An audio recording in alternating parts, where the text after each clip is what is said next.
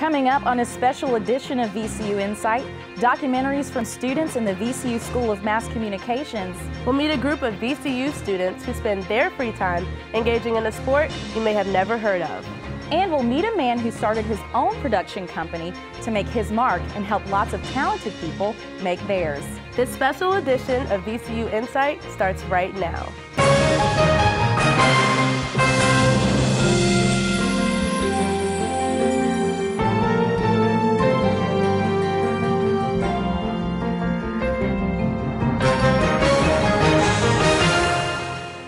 Hello and welcome to this special edition of VCU InSight. I'm Candace Smith. And I'm Hope Lee. Thanks for joining us as we feature documentaries from undergraduate students in the VCU School of Mass Communications. If you've ever walked through Monroe Park, there's a fair chance you've seen this group of people. We're not talking about the homeless who regularly occupy the benches in the park, but a different group who regularly meet there to compete. This group is adorned in medieval armor and mock weaponry. This documentary will take us into the world of the medieval combat sport known as dagger here.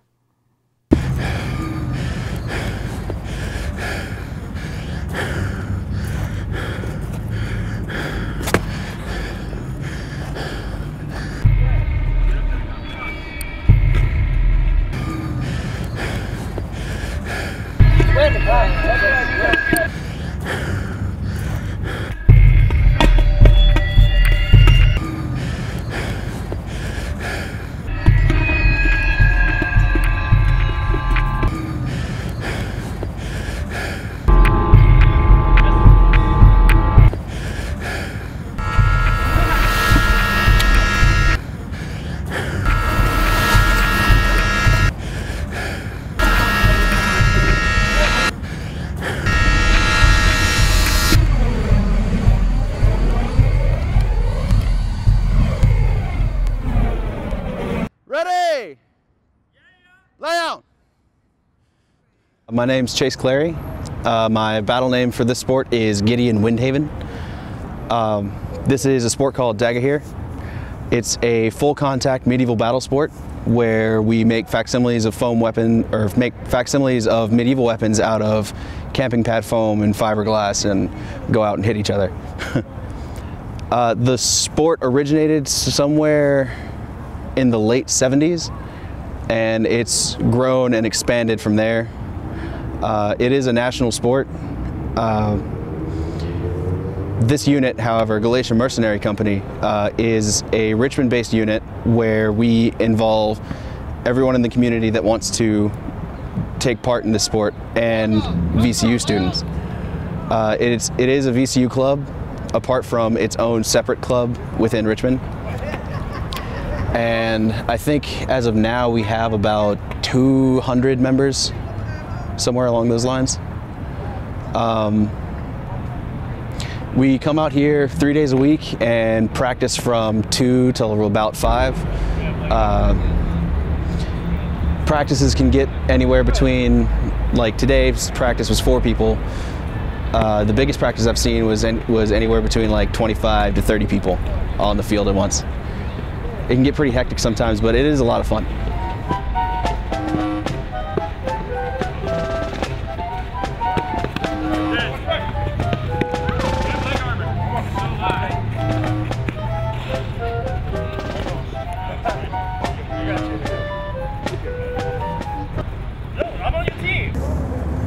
Galatia Mercenary Company is based off of a historical country, Galatia, that is now modern day Turkey.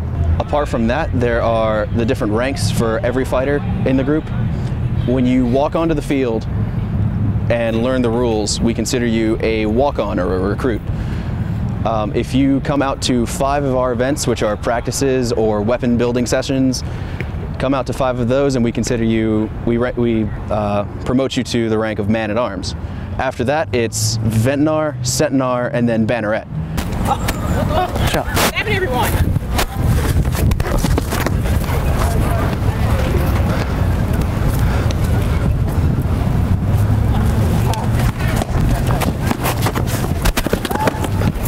Oh, shoot, that was close. are, if you get hit, wherever you get hit, you lose it.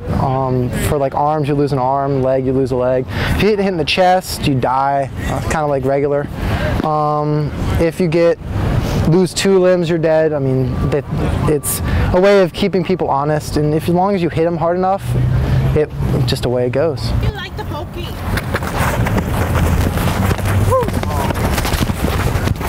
Almost there, good. That would have been. What I've been using is a spear, which is the weapon you saw earlier. I have a. This is just a normal short sword. It's a blue weapon. That's why this blue is on the size. We have red weapons, which are about a little bit longer, and they're considered they're used for stabbing, and they're also used for bashing a little bit more. They're the only things that can break a shield. We have a short spear. We have a throwing spear. We have, let me see, I'm thinking. We have archeries. We have, in the way of shields, this is a punch shield. We have tower shields. We have the archer shields. We have some other different square punch shields. We actually have a lot of different weapons that everybody gets kind of accustomed to, and you choose your own, what you like the best, and you kind of roll with it.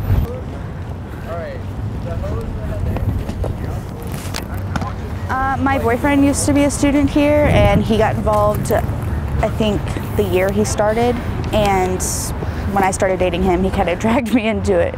So I didn't think it was cool at all when I first joined, but yeah, I thought it was really one of those nerdy things that would be really weird, but I tried it and I love it. Why are you sorry? Because I hit him in the face with the shaft.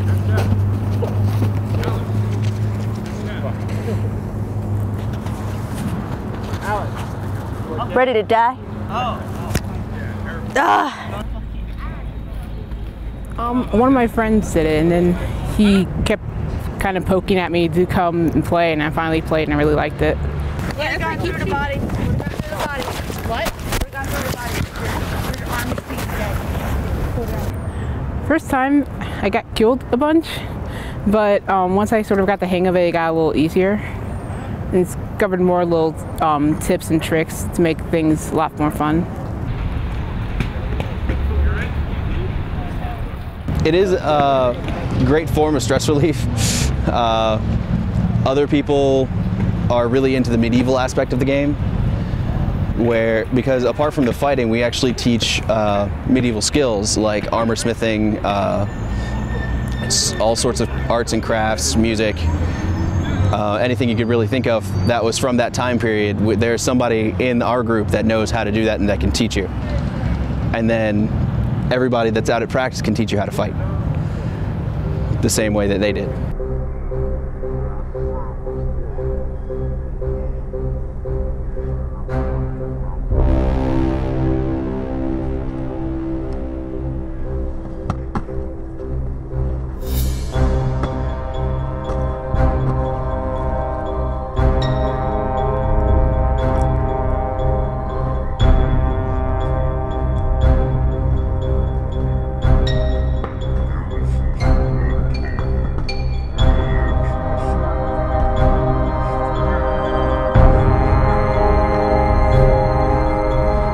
It's definitely an adrenaline pumping sport.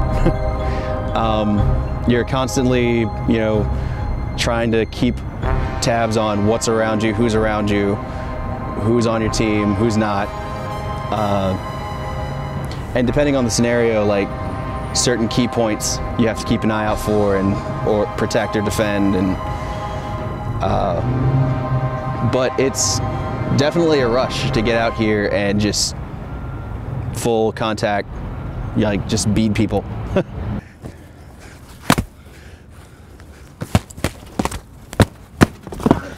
A friend of ours did get a concussion from getting hit in the head with one of our bigger weapons, but she's actually fine now, and she's actually started fighting. She's actually now, from what I hear, the vice president of this whole VCU club. So obviously getting a concussion wasn't enough to get her to stop. The worst injury I've seen is somebody kind of scrape up their arm pretty bad, a little gashes because of some of the trees or whatever. I think saw blood go down their arm a little bit, but other than that, it wasn't that big of a deal. Bandaged it up and they were back in the fight.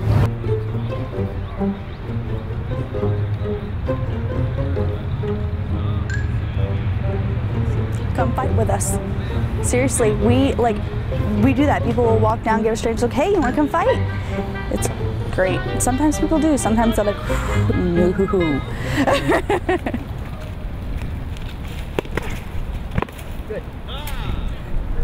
We're not just nerds.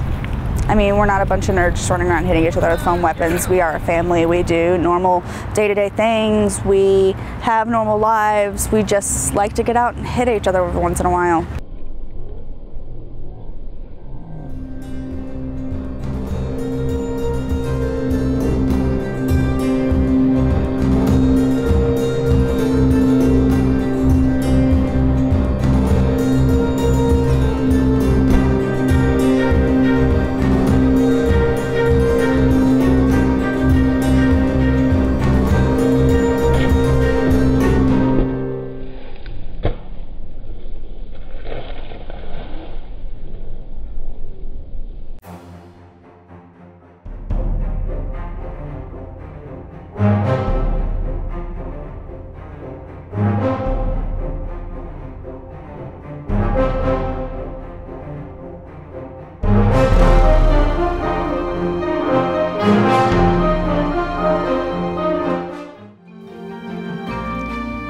I'm Bill Oglesby, an assistant professor in the VCU School of Mass Communications and instructor for the documentary class. With me this evening are Ted Dixon, Evelyn Escobar-Thomas, and Carly Hardy, who produced the Galatia documentary.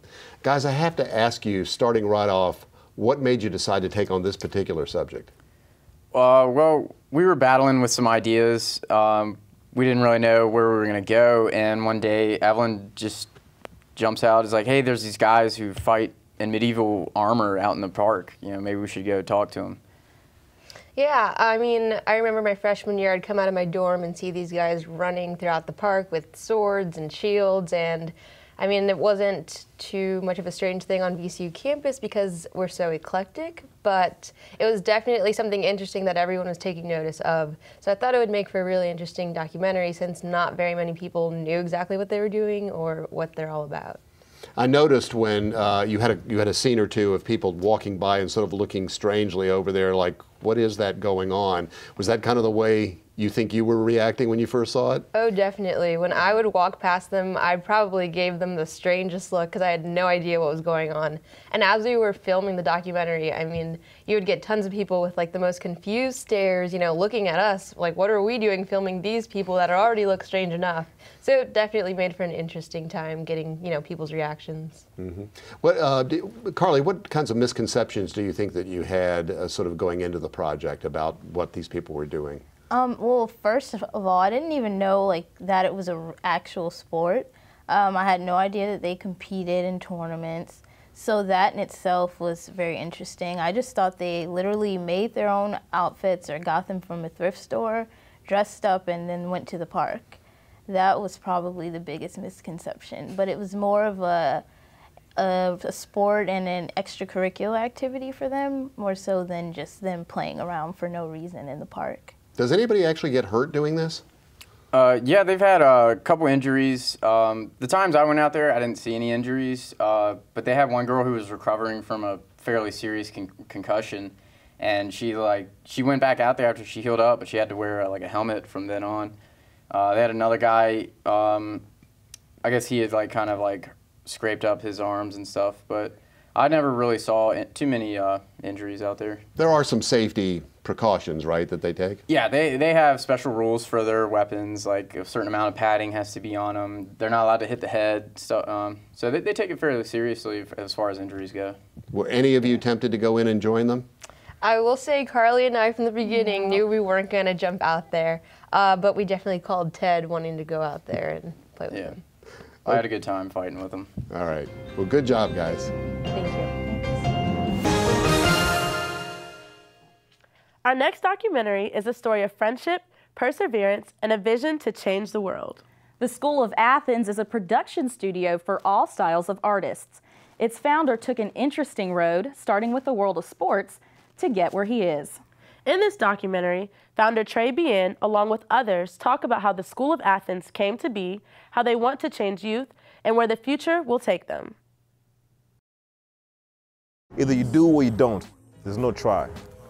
This is a story about how big and how small the world can be. This is the story about the birth of the School of Athens, a production company founded by a few friends with a common vision to rebrand hip-hop. From Kenya to Norway to the United States, the lives of many converge.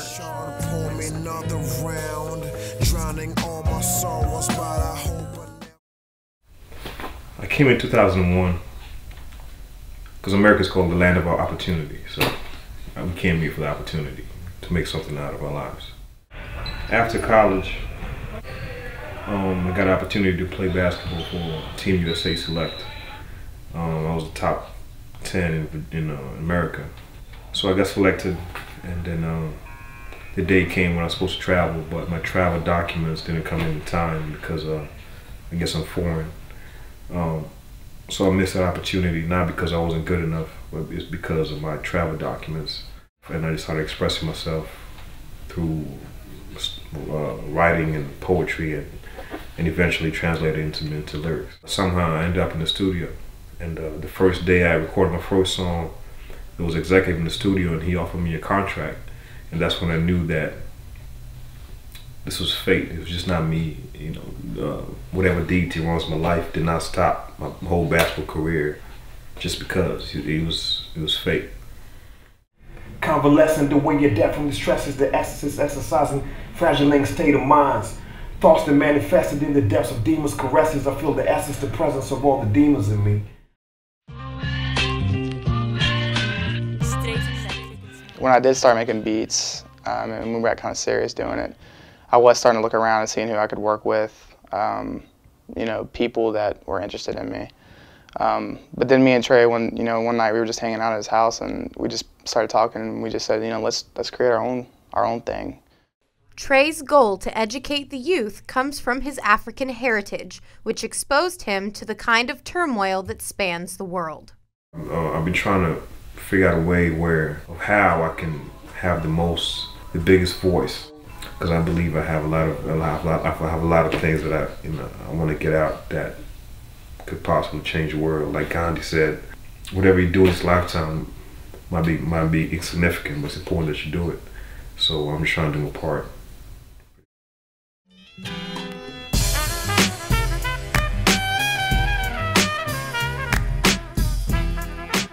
You know, as part of my company, I want to bring the greatest minds together. You know, in dancing and you know, in all aspects of just art, and impact the world in a broad spectrum. I just kept trying to think of a name, and he kept trying to think of a name, and then he called me one night when I was actually making a beat for him. He called me and said that it hit him. It was fate. The entire time his rhyme book had School of Athens on it, so just called it School of Athens. One day I just looked down when I was writing, and I saw the cover, and School of Athens is actually a fresco done by Raphael in the 1500s, where he painted all the greatest minds into one painting, and he called it School of Athens. So that's my concept for my company, to get all the greatest minds under one company, you know, called School of Athens.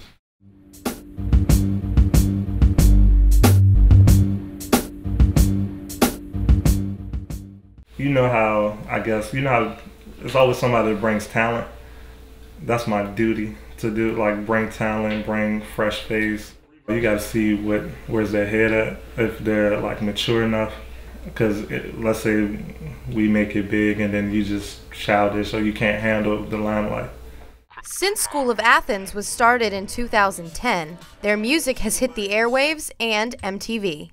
Make the biggest names lame like the cripple, lost in translation like the Bible was. 10 years, wonder if I survive long enough to see my kids. DT's on Mount Olympus, School of Athens, Pantheon, SOA, Dodecathon. Out this world, I thought my Bible's rarely in. The little victories are important to me because, I mean, it's a mountain. You gotta take little steps to get to the top. No one makes it, you know, unless you come up with a freak one-hit wonder and then you can just keep going off that. But I don't think that happens anywhere near as much as slowly getting there. We want to change the zeitgeist of this whole generation. The zeitgeist is the spirit of the generation. So we want to, because I believe the older generations already failed us. I believe our generation's already failed. The only way we can change the world or anything is if we help change the next generation. Chasing my dreams, people told me I was wrong. I persevered though, overcame obstacles that I used to fear though. I hear them well, the rare victory bells. Yeah, I hear those nightmares that I lived through. Hail from the home or the sacred surreal's what I give you. An adulterated, reincarnated ex-Malcolm. Personally, I want to change like the youth. Like I feel like we can help with that movement. As far as like just little stuff, as far as like dance, incorporating dance, our producers and stuff like that. Just give them an outlet.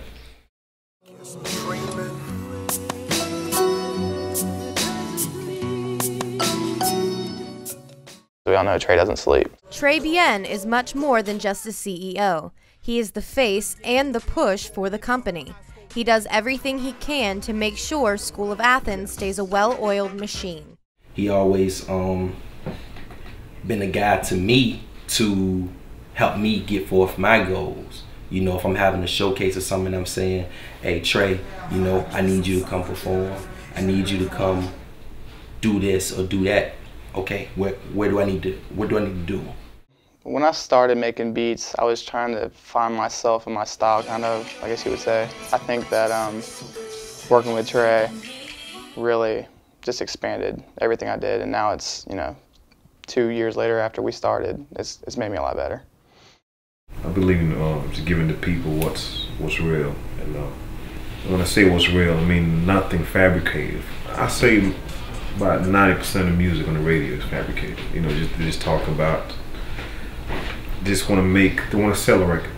I guess I would be the starting process of anything that we make, you know, because when I sit down on my computer and start creating a sound and just keep it going, you know, I'll call Trey and say, where do you want me to go with this, you know?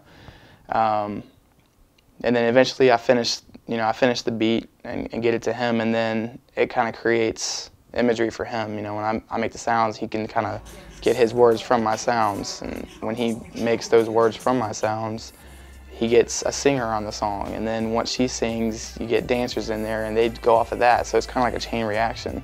I actually went to school with with Kayshawn, and he asked me if I was interested in joining, and I was like, okay, well, this sounds good. They would talk to me about how diverse they were and how they're looking for different things, the elaborate things that they want to do in their shows and things like that. And I was like, wow, this is cool, because this is kind of what I'm looking for, is to find a company where I can display my dance. I'm from Norway, and I came to Richmond in August 2011. And I started dancing when I was 14.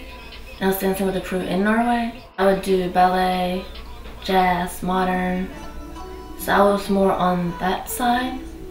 I started like seeing hip hop and started doing hip hop, but I didn't do that much, so when I was missing it, I was like, oh, I want to learn more hip hop. And then when I came and saw them, I was like, oh, I got all excited because I saw what they did.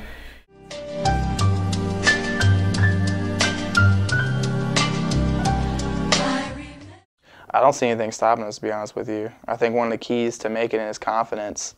Not cockiness, but confidence. And I really think that we have all the tools you need, because you don't see too many young people our age creating a movement, really. You know, anywhere we go, we have every basis covered. You know, we have dancers, camera people, and singers, and producers. I mean, we have everything. I'm just trying to do my part, you know. I don't want to just die, be a person who worked my whole life, got a lot of money working, that's it, you know. I want to inspire, I want to touch people, I want to change lives, you know.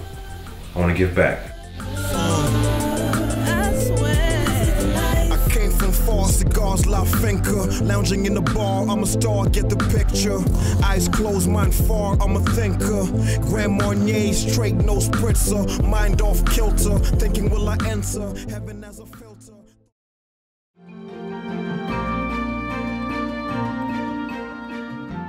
And we're back with the producers of the Fate documentary, Kate Feil, Victoria Ficco, and Zarmina Wasim. Well, tell me, how do you go about dividing up your roles in a documentary project like this? Well, for the most part, we tried to make it interchangeable. We picked up where anybody else left off, but during the production aspect of the documentary, we stuck to myself as a producer and Kate as editor and Victoria as assistant director. So I don't know, ladies, what do you think? It was one of those where, like you said, we really jumped in where the other one needed help. Like, we played to each other's strong suits. So I have no problem talking, so I did all the narration. And then Kate is just a phenomenal editor, so she kind of took the lead on that. And then Darmina just kind of make sure everybody was still like together and on topic. So I just think overall, you know, we have 3 different strengths and we just kind of made a cohesive ball of awesome. Of course, one of the ball of awesome, that's a good phrase. Of course, one of the interesting things when you're doing a documentary like this is different people taking on different roles. Did you successfully do that, switch roles at times? I think we definitely did. For the most part, we did stick to the roles that we were assigned in our own minds because we know what we're strong at and we know what we're not. But it was also really good to work together and kind of get that feel for everything, not alone, but with each other. What was the most stressful aspect of doing this documentary to you? Scheduling. Scheduling everything was the worst thing on the face of the earth. The production company has a lot of events going on at so many different places, and it's really hard to figure out exactly when it's happening and where it's happening, and it was just chaos for a little bit. And then, of course, you know, blending our 3 schedules together as well is just really frustrating. I mean, with jobs, with school, with outside life, you know, it's just very difficult. And then on top of that, like Kate was saying, we have a whole production company we're working with, so we have to be flexible to their schedule and be flexible to each other's schedules. So it was a real challenge, but we overcame it.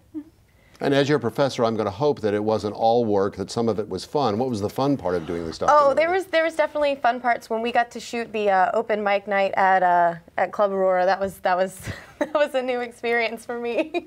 I mean, we got to hang out with the crew, their production crew. We got to hang out with the people at Aurora and get to know them on a personal level a little bit as well. So they were a lot more comfortable working with us at the same time as really us getting to network and have fun and, you know, have a few drinks. I was going to say, does that add to the quality, you think, to be able to get close to the people that you're interviewing and profiling? Definitely. I would agree 100%. And I really think the night we interviewed a bulk of our people, I mean, we were at Trey's house, so we just kind of sat down and really got to know everybody on a personal level while we're interviewing them, talking to people before the interviews, and just, you know, it started feeling like a family. They talk about being a family in the documentary, and, you know, we kind of felt included in that family. Great, good job. And that does it for this special edition of VCU InSight. Thanks for joining us. And don't forget to check us out online at insight.vcu.edu. I'm Hope Lee. And I'm Candace Smith. For all of us at VCU InSight, good night.